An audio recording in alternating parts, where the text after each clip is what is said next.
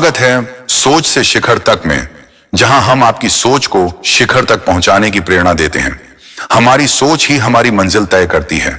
हर एक कदम, हर एक विचार हमें हमारे शिखर तक पहुंचाता है। पर शिखर तक पहुंचने के लिए सिर्फ सोच ही नहीं, बल्कि कठोर परिश्रम और दृढ़ संकल्प की आवश्यकता होती है। हम सभी के जीवन में संघर्ष आते हैं, पर असली सफलता तब मिलती है जब हम उन संघर्षों को अवसरों में बदल देते हैं। जब हम अपने मन की शक्ति को समझकर अपने सपनों की ओर एक ठान कर कदम बढ़ाते हैं, तो कोई भी रुकावट हमें रोक नहीं सकती। यह आध्यात्मिक तथ्य है कि हमारे विचारों का सीधा प्रभाव हमारी दुनिया पर पड़ता है। जैसा हम सोचते हैं वैसा हम बनते हैं। इसलिए अगर हम सकारात्मक सोच को अपनाते हैं और अपने लक्ष्य की ओर दृढ़ रहते हैं, तो कोई भी स्थिति हमें अपने लक्ष्य से दूर नहीं कर सकती। जीवन में कई बार हम अपने रास्ते में आने वाली मुश्किलों से डर जाते हैं, लेकिन ध्यान और आत्मचिंतन के माध्यम से हम अपने भीतर की ताकत को पहचान सकते हैं। जैसे एक साधक अपने भीतर शांति और ज्ञान की खोज करता है, वैसे ही हमें भी अपनी सोच को शुद्ध और सकारात्मक बनाकर अपने शिखर तक पहुंचने की यात्रा करनी चाहिए।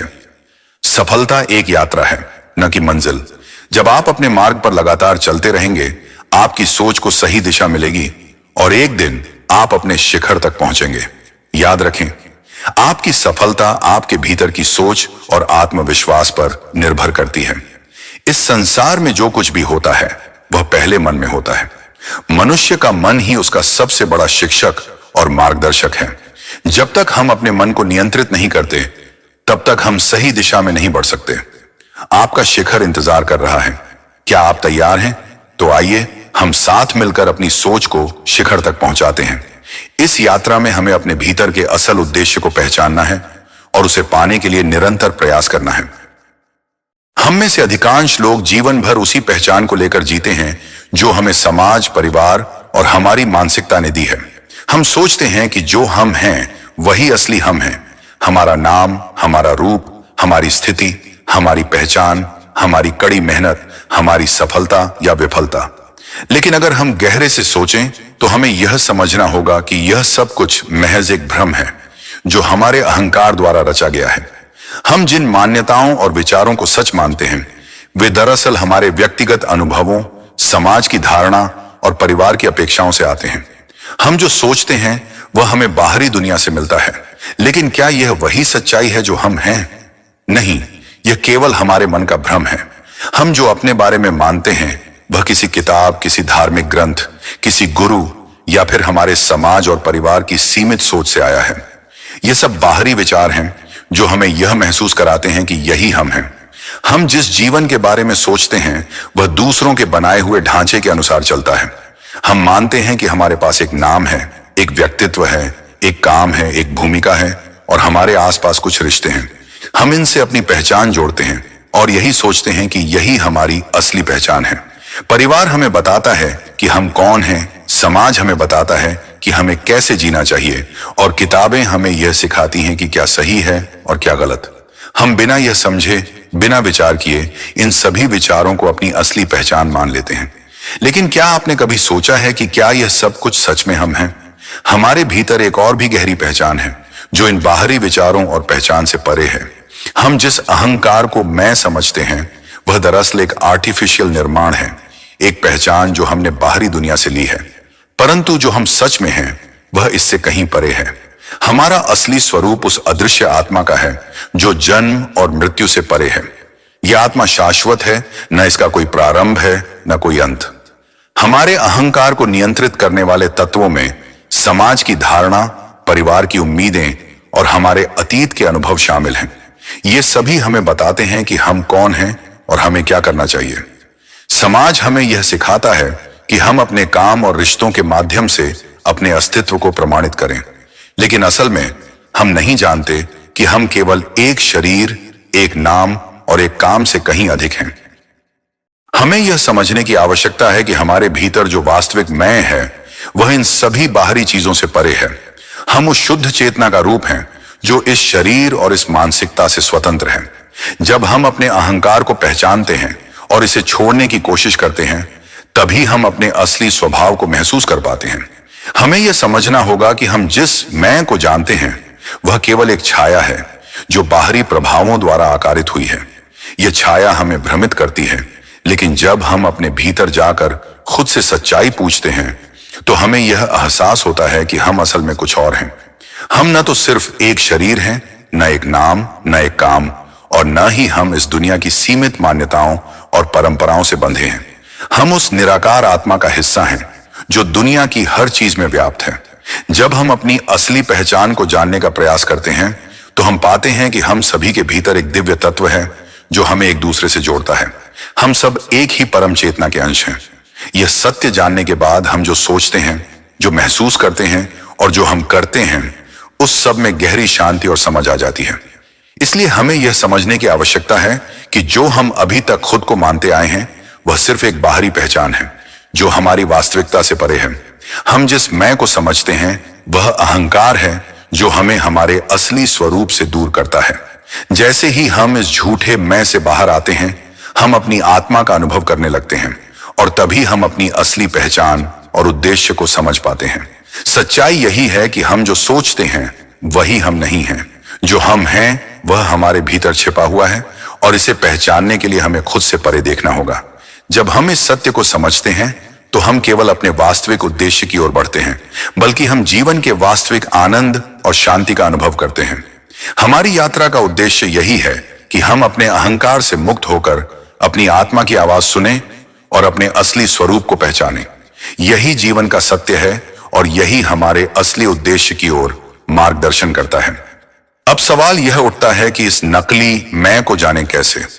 हम जानते हैं कि समाज, परिवार, किताबें और हमारे अनुभवों ने हमें जो मैं का रूप दिया है वह केवल एक भ्रम है।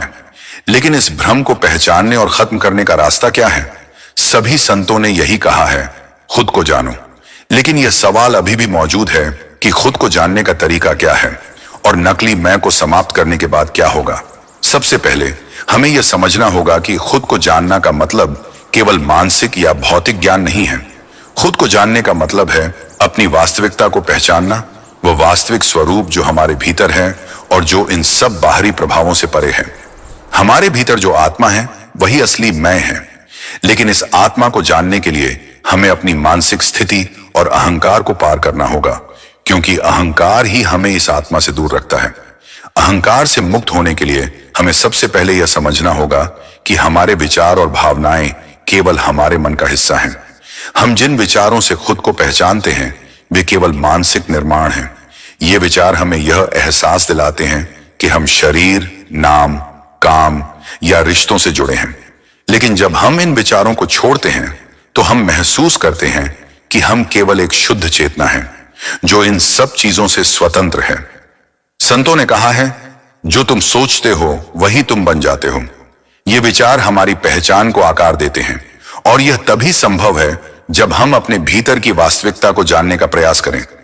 जब हम यह पहचानते हैं कि हम जिस अहंकार के साथ जी रहे हैं वह सिर्फ एक छाया है, तब हमें एहसास होता है कि हम असल में कुछ और हैं। अब इस नकली मैं को खत्म करने का रास्ता यही है कि हम ध्यान और साधना के माध्यम से अपने भीतर की गहराई में जाएं।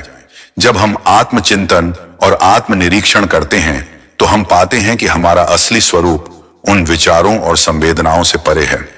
यह हमारी चेतना की गहरी स्थिति है जहां कोई मैं नहीं होता, केवल एक शुद्ध अस्तित्व होता है।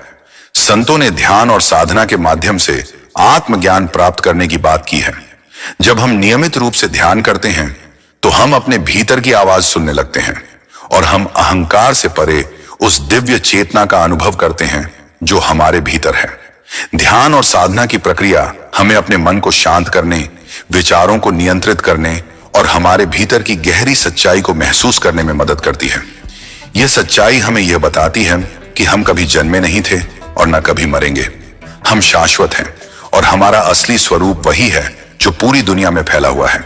जब हम अपने भीतर की सच्चाई को पहचानते हैं तो हमें एहसास होता है कि नकली मैं केवल हमारे अहंकार की कल्पना है और यही अहंकार हमारे दुखों का कारण है। संतों का यही संदेश रहा है कि हम जब इस अहंकार से मुक्त होते हैं तो हम अपनी असली स्थिति को समझ पाते हैं। जब हम इस असली मैं को पहचान लेते हैं तो हम दुख, तनाव और संतुष्टि की बाहरी परिस्थितियों से परे एक स्थिर और शांति भरी अवस्था में पहुंच जाते हैं। इस प्रक्रिया में समय लगता है, लेकिन जब हम अपने अहंकार को पहचानते हैं और इसे छोड़ते हैं तो हम अंततः उस सच्चे मैं को अनुभव करते हैं जो शाश्वत और निर्विकार है। यही वह स्थिति है जहां हम खुद को पूरी तरह से जान पाते हैं। अब नकली मैं को खत्म करने के बाद जो होता है वह एक अद्भुत अनुभव है। हम पाते हैं कि हमारा अस्तित्व केवल एक रूप नहीं है, बल्कि यह एक व्यापक और असीमित चेतना का हिस्सा है।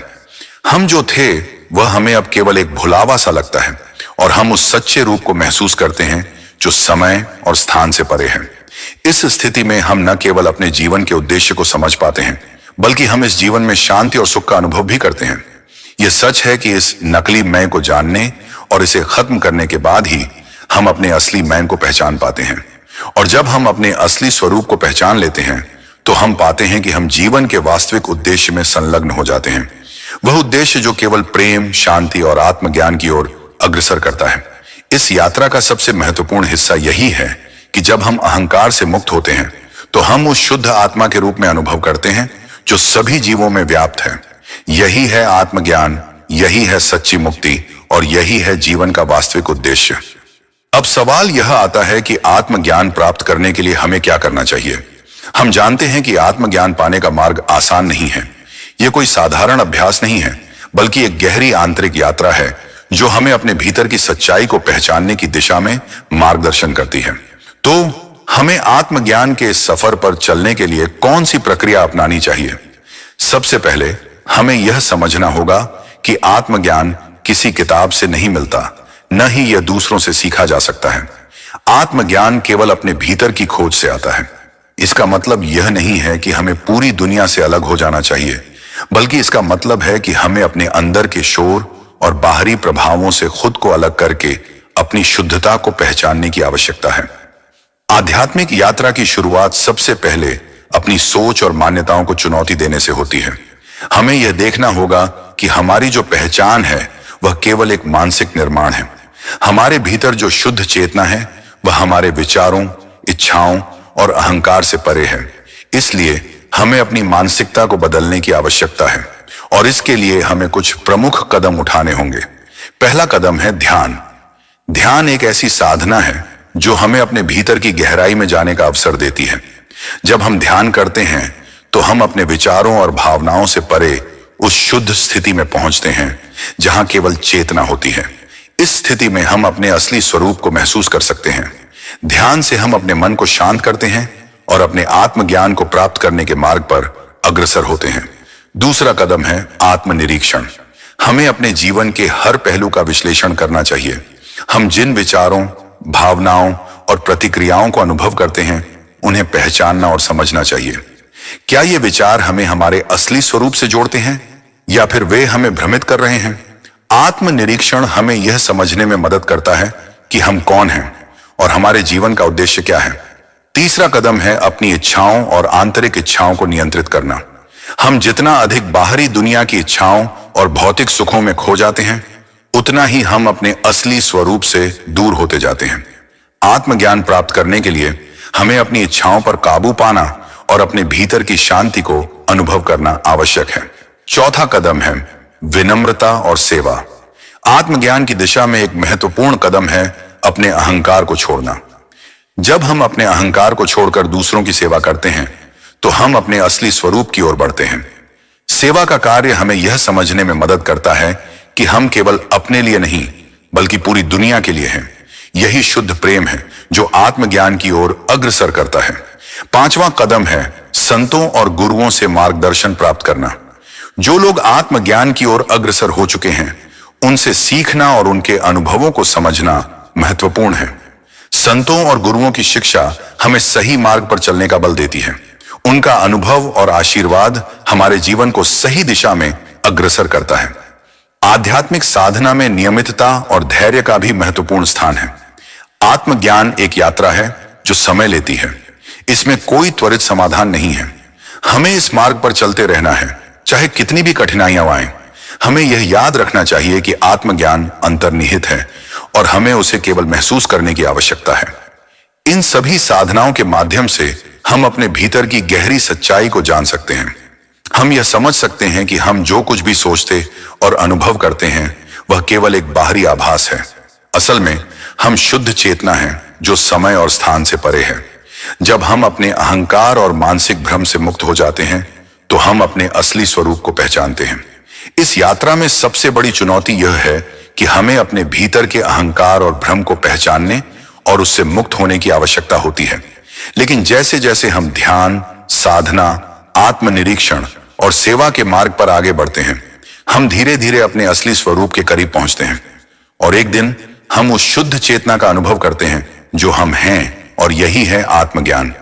इसलिए आत्मज्ञान प्राप्त करने के लिए हमें खुद से, अपने मन से और अपनी पहचान से परे जाकर उस शुद्ध आत्मा को जानना होता है जो हम सच्चे रूप से हैं। यही है आत्मज्ञान की वास्तविक प्रक्रिया। अब जब हम आत्मज्ञान की दिशा में आगे बढ़ते हैं तो हमें कबीर दास जी की महत्वपूर्ण वाणी पर ध्यान देना चाहिए। उनकी ये दो पंक्तियां हमारे आत्मज्ञान की यात्रा को समझने में महत्वपूर्ण मार्गदर्शन प्रदान करती हैं। कबीर दास जी ने कहा, जब मैं था तब हरि नहीं, अब हरि है मैं नहीं। यह वाणी हमें यह समझाने की कोशिश करती है कि जब तक हमारा अहंकार और हमारा मैं जीवित है तब तक हम परमात्मा की असल पहचान से दूर होते हैं। हम अपने अस्तित्व को एक अलग पहचान के रूप में देखते हैं, लेकिन असल में हम वही परमात्मा हैं। कबीरदास जी कहते हैं कि जब हमारा मैं मिट जाता है तब परमात्मा ही हमारे भीतर समाहित हो जाता है। यह पंक्ति हमें यह दिखाती है कि हम जिस अहंकार को अपने अस्तित्व का हिस्सा मानते हैं वह केवल एक भ्रांति है। जब हम अपने अहंकार से परे जाते हैं तब हमें यह समझ में आता है कि हम वही परमात्मा हैं जो हमारे भीतर और बाहर हर जगह विद्यमान है। कबीरदास जी की यह वाणी हमारे लिए एक चेतावनी है, एक आह्वान है कि हमें अपने भीतर के अहंकार को छोड़कर परमात्मा को महसूस करना है। हमें यह समझने की आवश्यकता है कि हम जो कुछ भी हैं वह केवल एक छाया है और असल में हमारे भीतर वही शुद्ध और निराकार परमात्मा है। दूसरी वाणी, संतो सहज समाधि भली है, भी हमारे आत्मज्ञान की प्रक्रिया को सरल और सहज बनाने की दिशा में बहुत महत्वपूर्ण है। कबीरदास जी का यह कथन हमें बताता है कि आत्मज्ञान की दिशा में संतों की सरल और सहज समाधि सबसे श्रेष्ठ है। संतों का जीवन और उनका मार्गदर्शन हमें दिखाता है कि आत्मज्ञान एक कठिन यात्रा नहीं है, बल्कि यह एक सहज और स्वाभाविक प्रक्रिया है। हमारे जीवन की जटिलताओं और भ्रमों से मुक्त होकर हम जो कुछ भी हैं उसे स्वीकार कर सकते हैं। साधना और ध्यान में कोई विशेषता नहीं है, बस सरलता और सहजता है। संतों की समाधि जो आत्मा की शुद्धता और परमात्मा के साथ एकता को दर्शाती है, हमें यह सिखाती है कि आत्मज्ञान केवल जटिल विचारों से नहीं बल्कि हमारे अंदर की सहजता और शांति से आता है। इसलिए हमें अपने जीवन में संतों के अनुभवों और उनकी साधना को समझने की आवश्यकता है।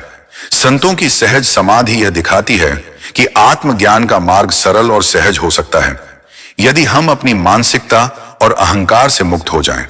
कबीरदास जी की यह वाणी हमें यही समझाती है कि हमें इस जीवन को सरलता से जीने की आवश्यकता है और संतों के मार्ग पर चलकर हम आसानी से आत्मज्ञान प्राप्त कर सकते हैं। जब हम कबीरदास जी की इन वाणियों को गहराई से समझते हैं तो हमें यह एहसास होता है कि आत्मज्ञान की यात्रा कोई जटिल और दूर की यात्रा नहीं है। यह तो हमारी अपनी आंतरिक शांति और सरलता की यात्रा है। जैसे ही हम अपने अहंकार को छोड़ते हैं हम अपने असली स्वरूप को पहचानने लगते हैं। यह समझते हुए हम आत्मज्ञान की दिशा में सहजता और सरलता से कदम बढ़ाते हैं। अंत में यह जरूरी है कि हम अपने जीवन को संतुलित और सरल बनाए रखें। संतों की वाणी और मार्गदर्शन के माध्यम से हम अपने भीतर की शांति और परमात्मा के साथ एकता का अनुभव कर सकते हैं। यही आत्मज्ञान है और यही हमारे जीवन का असली उद्देश्य है। अब जब हम कबीरदास जी की वाणियों को समझते हुए आत्मज्ञान की दिशा में आगे बढ़ रहे हैं तो यह बहुत जरूरी है कि हम वर्तमान में जीने की कला को समझें। संतों की बातों से यह स्पष्ट होता है कि आत्मज्ञान पाने के लिए हमें अपने अतीत और भविष्य की चिंताओं से मुक्त होकर केवल वर्तमान में जीने की आवश्यकता है। वर्तमान में जीना असल में आत्मज्ञान की ओर पहला कदम है। हम अक्सर अपने अतीत में खो जाते हैं। हमारे पुराने अनुभव और गलतियां हमें बार बार परेशान करती हैं। वहीं हम भविष्य के बारे में भी चिंता करते हैं कि क्या होगा, कैसे होगा। इन दोनों समय के बीच हम वर्तमान को पूरी तरह से खो देते हैं। यह भी हमारे अहंकार और भ्रम का एक हिस्सा है जो हमें अपनी सच्चाई से दूर रखता है। कबीरदास जी ने कहा था, जब मैं था तब हरि नहीं, अब हरि है मैं नहीं। इसका एक और गहरा अर्थ यह है कि जब हम अतीत या भविष्य में खोते हैं, तब हम अपने असली मैं को पहचान नहीं पाते। परमात्मा हमेशा हमारे साथ है, परंतु हम उसे पहचानने के लिए तैयार नहीं होते, क्योंकि हम या तो अपने अतीत में उलझे होते हैं या फिर भविष्य के बारे में सोचते रहते हैं। यदि हम वर्तमान में जीते हैं तो हम हर पल को पूर्णतः जी सकते हैं। हम जब इस क्षण में रहते हैं तो हम शुद्ध रूप से महसूस कर सकते हैं कि हम क्या हैं। जो कुछ भी हम हैं वह इस पल में है। आत्मज्ञान को प्राप्त करने का सबसे बड़ा तरीका यह है कि हम अपने हर कार्य को पूरी तरह से, पूरी जागरूकता के साथ करें। इस तरह से हम अपने भीतर की सच्चाई को महसूस कर सकते हैं। समाज हमें हमेशा सिखाता है कि हमें भविष्य की तैयारी करनी चाहिए, हमें अतीत की गलतियों से बचना चाहिए। हालांकि यह सब एक हद तक सही है, लेकिन जब हम केवल इन दो समय अवधियों में फंसे रहते हैं तो हम वर्तमान के बारे में भूल जाते हैं। यही वह जगह है जहां हम अपनी सच्चाई से अनजान रहते हैं। जब हम वर्तमान में जीते हैं तो हम अपने कार्यों में पूर्णता और सजगता ला सकते हैं, हर पल का आनंद उठा सकते हैं। जब हम पूरी तरह से इस क्षण में होते हैं तो हम महसूस करते हैं कि हम अपनी असली पहचान को पा सकते हैं। हम अपने भीतर के अहंकार को पहचान सकते हैं और उसी के माध्यम से परमात्मा के साथ अपनी एकता को महसूस कर सकते हैं। कबीर दास जी ने कहा है, संतो सहज समाधि भली है। ये वाणी हमें यह बताती है कि आत्मज्ञान की साधना बहुत जटिल नहीं है। ये कोई कठिन लक्ष्य नहीं है, बल्कि इसे केवल सहजता से प्राप्त किया जा सकता है। आत्मज्ञान वही है जो हम अब हैं। जब हम वर्तमान में रहते हैं तो हम सहज समाधि की अवस्था को पा सकते हैं। यह हमें दिखाता है कि हमें किसी विशेष साधना या स्थिति की आवश्यकता नहीं है, बल्कि हमें अपने भीतर की शांति को महसूस करने की आवश्यकता है।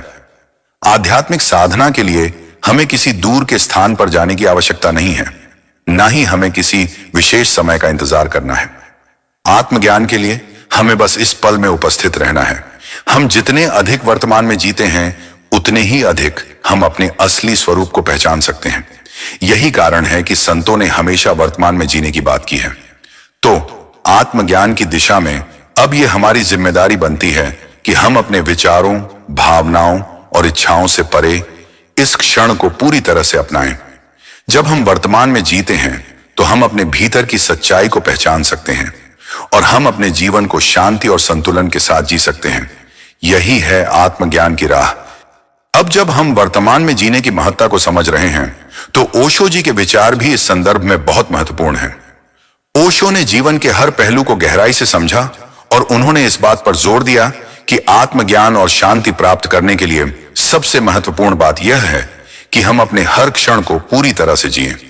ओशो जी के अनुसार जब हम वर्तमान में रहते हैं तो हम अपनी असल पहचान को महसूस कर सकते हैं और परमात्मा के साथ एकता को समझ सकते हैं।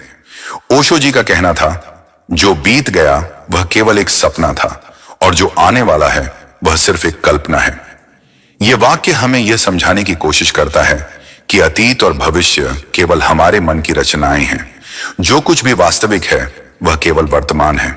ओशो जी कहते हैं कि हम जब अपने मन से बाहर निकलते हैं और वर्तमान के क्षण को पूरी तरह से अपनाते हैं, तब हम अपने असली मैं को पहचानने लगते हैं। यही वह क्षण है जब हम शुद्ध आत्मज्ञान की ओर कदम बढ़ाते हैं। ओशो ने जीवन को एक अद्भुत यात्रा माना, लेकिन उन्होंने यह भी कहा कि यह यात्रा केवल तब पूरी होती है जब हम वर्तमान को समझते हैं और उसे पूरी तरह से जीते हैं। उनका मानना था कि हमारे जीवन में जो भी दुख या परेशानियां हैं, वे हमारे विचारों और मानसिक झंझटों के कारण होती हैं। जब हम अपने भीतर के इन झंझटों को शांत कर देते हैं और केवल इस पल को महसूस करते हैं, तब हमें अपने अस्तित्व की शांति का एहसास होता है। ओशो जी ने यह भी कहा, सिर्फ उस क्षण में जियो, इस पल में। हम भविष्य के बारे में जितना सोचते हैं उतना हम वर्तमान को खो देते हैं। यह विचार हमें यह सिखाता है कि भविष्य की चिंता या अतीत की यादों में खोने की बजाय हमें सिर्फ इस पल में जीने पर ध्यान केंद्रित करना चाहिए। यही वह समय है जब हम आत्मज्ञान की ओर बढ़ सकते हैं। कबीर दास जी और ओशो दोनों ही इस बात पर जोर देते हैं कि जब हम अपने भीतर की शांति और सच्चाई को पहचानते हैं, तब हमें यह एहसास होता है कि हम असल में क्या हैं। ओशो के अनुसार, तुम जो सोचते हो वह तुम नहीं हो, तुम वह हो जो तुम नहीं सोचते। यह विचार हमें यह दिखाता है कि हमारा असली मैं किसी भी बाहरी पहचान या सोच से परे है। जब हम वर्तमान में रहते हैं तो हम अपने असली अस्तित्व को महसूस कर सकते हैं और उसी में परमात्मा का अनुभव कर सकते हैं। इसीलिए ओशो जी और कबीर दास जी दोनों के विचार हमें यह बताते हैं कि आत्मज्ञान और शांति की यात्रा एक सरल और सहज प्रक्रिया है जो केवल वर्तमान में जीने से ही संभव है। जैसे ही हम अतीत और भविष्य की चिंता से मुक्त होकर वर्तमान में रहते हैं, हम अपने असली स्वरूप को पहचान सकते हैं। यही आत्मज्ञान का मार्ग है और यही हमें परमात्मा के करीब ले जाता है। तो इस यात्रा को शुरू करने के लिए हमें अपने भीतर की शांति और वर्तमान के क्षण को महसूस करने की आवश्यकता है। जब हम ऐसा करेंगे तो हमें महसूस होगा कि हम जो सोचते हैं वह नहीं है। हम उस शुद्ध और निराकार अस्तित्व के रूप में हैं जो हमेशा हमारे भीतर और बाहर विद्यमान है। अब जब हम वर्तमान में जीने और आत्मज्ञान की राह पर बढ़ने की बात कर रहे हैं, तो उपनिषदों का ज्ञान भी इस दिशा में बहुत महत्वपूर्ण है। उपनिषदों में यही बताया गया है कि आत्मा, परमात्मा और हम सभी एक ही हैं, और जब हम इस सत्य को समझते हैं तब हम अपने असली स्वरूप को पहचान सकते हैं। उपनिषदों का केंद्रीय संदेश यही है कि तत्त्वम् असि, यानी तुम वही हो। यह वाक्य हमें यह समझाता है कि जो परमात्मा है वही हम हैं। यह ज्ञान हमें यह समझने में मदद करता है कि हम बाहरी पहचान से कहीं अधिक हैं। उपनिषदों में आत्मा की जो परिभाषा दी गई है वह बहुत गहरी है। आत्मा न तो जन्मती है न मरती है, यह अनंत है। उपनिषदों में कहा गया है, न ही देहम पतियते, अर्थात शरीर नश्वर है पर आत्मा अमर है। जब हम अपने अहंकार और बाहरी पहचान से परे जाकर आत्मा के सत्य को पहचानते हैं तो हम आत्मज्ञान की ओर बढ़ते हैं। यहां ओशो जी और कबीर दास जी के विचारों के साथ उपनिषदों का ज्ञान भी हमें यह समझाने में मदद करता है कि हमारे जीवन का वास्तविक उद्देश्य केवल अहंकार और पहचान से परे जाकर अपने असली स्वरूप को पहचानना है। उपनिषदों में आत्मा और परमात्मा के बीच की एकता को महसूस करने का यही मार्ग बताया गया है। जब हम वर्तमान में जीते हैं और अपने भीतर के अहंकार और समाज के बनाए गए छवियों से बाहर निकलते हैं, तो हमें यह एहसास होता है कि हम किसी विशेष शरीर या नाम से नहीं, बल्कि एक अद्वितीय आत्मा के रूप में अस्तित्व में हैं। यही उपनिषदों का सच्चा ज्ञान है जो हमें हमारी असली पहचान को समझने में मदद करता है। कबीर दास जी ने अपनी वाणी में कहा था, जैसा मैं वैसा हरि। यह वाक्य हमें यह बताता है कि जब हम अपने भीतर के असली मैं को पहचान लेते हैं तो हम परमात्मा के साथ एक हो जाते हैं। यही उपनिषदों का भी संदेश है। जब हम आत्मा की सच्चाई को समझते हैं तो हमें यह एहसास होता है कि हम और परमात्मा एक ही हैं। इस अद्वितीयता का अनुभव करने के लिए हमें अपने भीतर के अहंकार और भ्रामक पहचान को छोड़कर केवल इस पल में जीना होगा। उपनिषदों के ज्ञान को ओशो जी और कबीर दास जी के विचारों के साथ जोड़कर हम यह समझ सकते हैं कि आत्मज्ञान का मार्ग बहुत सरल है। वह केवल हमारे भीतर की एकता और शांति को पहचानने का है। जब हम इस सत्य को समझते हैं तो हमें अपने अहंकार और बाहर की सभी मान्यताओं से परे अपने असली मैं का अनुभव होता है। यही वह क्षण है जब हम आत्मज्ञान की दिशा में अपना कदम बढ़ाते हैं। इसलिए अब हमें अपने भीतर की आवाज को सुनने की आवश्यकता है। हमें अपने भीतर के सत्य को महसूस करने की आवश्यकता है। जब हम अपने भीतर के शुद्ध अस्तित्व को पहचानते हैं तब हम परमात्मा से एक हो जाते हैं। यही उपनिषदों का सर्वोत्तम ज्ञान है और यही सत्य हमें आत्मज्ञान की ओर ले जाता है। कुल मिलाकर वर्तमान में जीने, अहंकार और भ्रामक पहचान को छोड़ने और अपने असली स्वरूप को पहचानने के लिए उपनिषदों, ओशो जी और कबीर दास जी के ज्ञान को समझना बहुत आवश्यक है। यही मार्ग हमें आत्मज्ञान और परमात्मा के निकट ले जाता है। अब जब हम उपनिषदों, कबीर दास जी और ओशो जी के विचारों से यह समझ रहे हैं कि हमें अपने असली स्वरूप को पहचानने के लिए अहंकार और बाहरी पहचान को पार करना होगा, तो अब कृष्णमूर्ति जी के विचारों को भी इस संदर्भ में जोड़ना बहुत आवश्यक है। कृष्णमूर्ति जी ने भी जीवन के सत्य को समझने के लिए एक बेहद सरल लेकिन गहरी राह सुझाई है और उनका संदेश बिल्कुल स्पष्ट है। तुम्हारा अस्तित्व तब तक कच्चा रहेगा जब तक तुम अपने भीतर के अहंकार और मानसिक बंधनों से मुक्त नहीं होते। कृष्णमूर्ति जी के अनुसार हमारा दिमाग बाहरी विचारों, परंपराओं और मान्यताओं से भरा हुआ होता है जो हमारी असली पहचान को छिपा लेते हैं। यही बाहरी परतें हमारे भीतर के सत्य को देख पाने में रुकावट डालती हैं। वह कहते थे, सच्चा ज्ञान और आत्मा का अनुभव तब होता है जब मन पूरी तरह से मुक्त हो जाता है। कृष्णमूर्ति जी ने यह भी कहा, ज्ञान वह नहीं है जो हमें स्कूल, परिवार या समाज से मिलता है। ज्ञान वह है जो हमें अपने भीतर से मिलता है। इस कथन का मतलब है कि जो बाहरी सत्य हमें दिए गए हैं वे केवल आंशिक और अधूरे होते हैं। हमारे भीतर जो शुद्ध ज्ञान और चेतना है वही सच्चा ज्ञान है। कृष्ण मूर्ति जी की यह बात हमें यह समझने में मदद करती है कि जीवन को पूरी तरह से जीने के लिए हमें बाहरी दुनिया से अधिक अपनी अंतरात्मा पर ध्यान केंद्रित करना होगा। जब तक हम खुद को बाहरी पहचान, परंपराओं और सामाजिक मान्यताओं से परे नहीं देखेंगे, तब तक हम अपने असली मैं को नहीं पहचान पाएंगे। कृष्णमूर्ति जी ने कहा था, स्वयं को जानने का पहला कदम है अपने विचारों और भावनाओं से परे जाना। यह वाक्य यह दर्शाता है कि जब हम अपने भीतर की सोच और भावनाओं को परखते हैं और उनसे परे जाकर अपने असली अस्तित्व को महसूस करते हैं, तब हम आत्मज्ञान की ओर बढ़ते हैं। यही मार्ग हमें जीवन के सच को समझने की दिशा में ले जाता है। इस संदर्भ में कृष्णमूर्ति जी का यह विचार भी बहुत महत्वपूर्ण है। जब मन पूरी तरह से शांत और मुक्त होता है तो वह सत्य को देख सकता है, उसे जान सकता है। यही कारण है कि हमें अपने मन को शांति की ओर ले जाना होता है।